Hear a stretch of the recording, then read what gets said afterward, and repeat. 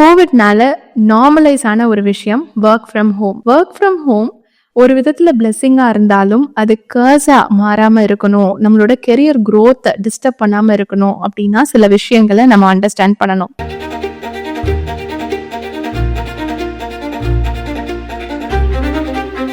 முதல் விஷயம் loneliness. Work from home பண்ற நிறைய பேர் முக்கியமா சொல்ற விஷயம் இது. நம்ம ஒர்க் ஃப்ரம் ஆஃபீஸ் பண்ணும்போது அட்லீஸ்ட் வெளியில போவோம், நிறைய மக்களை பார்ப்போம், நமக்குன்னு ஆஃபீஸில் சில ஃப்ரெண்ட்ஸ் இருப்பாங்க, அந்த காஃபி குடிக்கும்போது ஒரு கலாட்டா அந்த மாதிரி டைம் போயிடும். But when you are working from home you are completely at home. நான் சில நேரம்லாம் பார்த்துருக்கேன். நான் வீட்டில இருந்து ஒர்க் பண்ணும்போது பார்த்தீங்கன்னா நாள் முழுக்க நம்ம பேசியிருக்கவே மாட்டோம், நம்ம மட்டும் தனியாக உட்காந்துட்டு வேலை செஞ்சுட்டே இருப்போம். ஸோ அது நிறைய நேரத்தில் நம்ம மேலே it can take a toll. So loneliness முதல் விஷயம். ரெண்டாவது விஷயம் the line between job and family. முக்கியமாக இது நான் விமனுக்கு சொல்கிறேன். வீட்டிலேருந்து ஒர்க் பண்ணும்போது என்ன நடக்கும் அப்படின்னா நம்ம ஜாபுக்கும் நம்ம ஃபேமிலிக்குமான ஒரு டைம் தனியாக பிரிக்கிறதுங்கிறது ரொம்ப கஷ்டமாயிடும். என்ன பண்ணிட்டு இருப்போம் அப்படின்னா மீட்டிங்ஸ் இருக்கும், கம்ப்ளீட்டாக அதில் உட்காந்துட்டே இருப்போம், ஃபேமிலியை மறந்துடுவோம். சில நேரத்தில் ஃபேமிலியை ஃபுல்லாக பார்த்துட்டே இருப்போம், டைமுக்கு ஒர்க்கை கம்ப்ளீட் பண்ண முடியாது. So unless and until we draw a line, we cannot make it happen. அது ரொம்பவே நம்ம ஞாபகம் வச்சுக்கணும். அடுத்து பிசிக்கல் ஹெல்த்.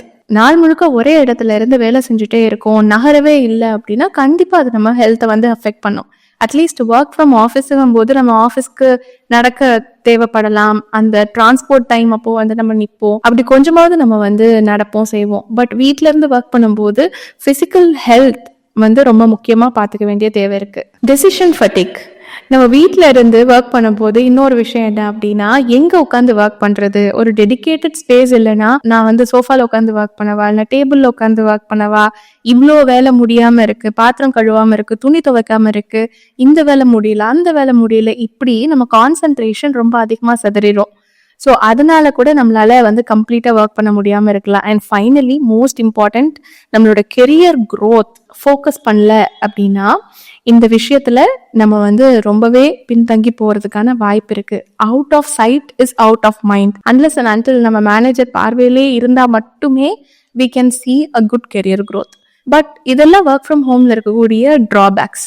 பட் அதை தாண்டி நிறைய நல்ல விஷயங்களும் இருக்கு. இன்ஃபேக்ட் ஒர்க் ஃப்ரம் ஹோமை நான் ரொம்பவே ப்ரமோட்டும் பண்றோம், because it provides the most important thing call flexibility.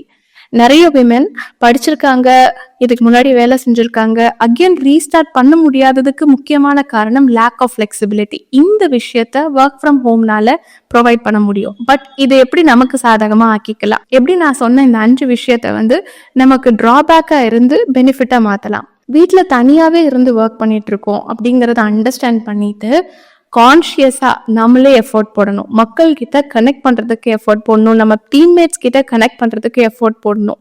அப்படி போட்டா மட்டுமே, அந்த மாதிரி நம்ம ட்ரை பண்ணா மட்டுமே we can have some people around. Let me tell you, நம்ம என்னதான் பண்ணாலும் நம்மளை சுத்தி குவாலிட்டியான பீப்புளை நம்ம உருவாக்கிக்கல அப்படின்னா we are not going to go long. So make valuable connections, particularly with your teammates. Next, draw a clear line between your job and family.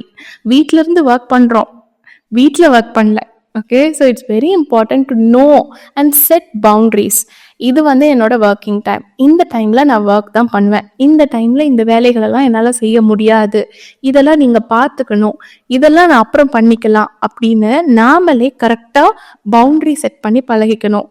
நம்ம கரெக்டாக ப்ரையாரிட்டி செட் பண்ணணும். அப்போதான் இந்த பக்கமும் அந்த பக்கமும் ஜகிள் பண்ணிட்டு கஷ்டப்பட்டுட்டு இல்லாம கரெக்டா செய்யற வேலையை சரியா பண்ண முடியும். அது ஃபேமிலிக்கான வேலையா இருந்தாலும் சரி, ஜாபுக்கான வேலையா இருந்தாலும் சரி. இந்த இடத்துல நான் ஒரு முக்கியமான விஷயம் சொல்லணும்.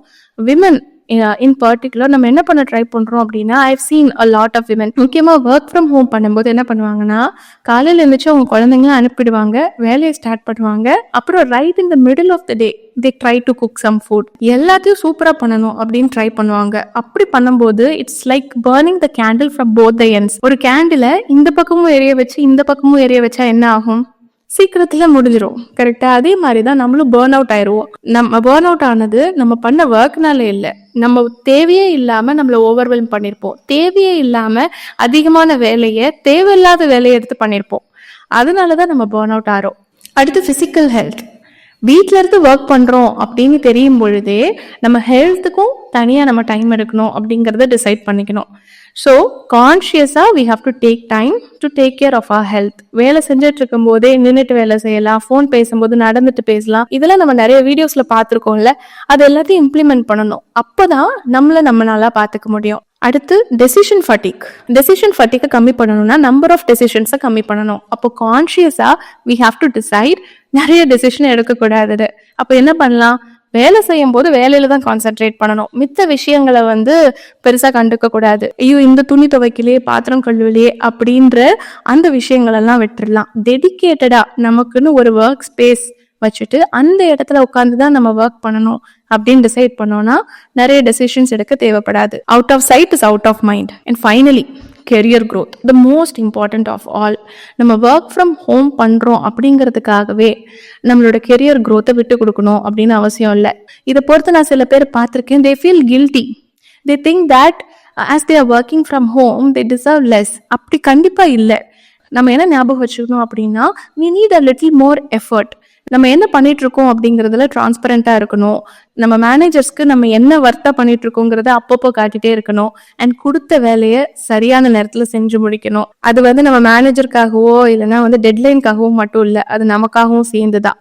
அந்த மாதிரி பண்ணும்போதுதான் we need not compromise on our career growth. and above all, இந்த விஷயம் ஏன் இங்க சொல்றேன் அப்படின்னா, கெரியர் ரீஸ்டார்டர்ஸ்க்கு, விமன் கெரியர் ரீஸ்டார்டர்ஸ்க்கு work from home is purely a blessing. அது ஒரு நல்ல ஸ்டார்டிங் பாயிண்ட், பட் அதுவே எண்டிங் பாயிண்ட் இல்லை. இது ஒரு ஸ்டார்டிங் பாயிண்டா வச்சு we have to become financially independent, we have to start growing. and அதுல இருந்து நம்ம வீட்டை விட்டு வெளியிலயும் வரணும். வெளியில வந்தாதான் மக்களை பார்ப்போம். எப்போ மக்களை பார்ப்போமோ அப்போதான் வளருவோம்.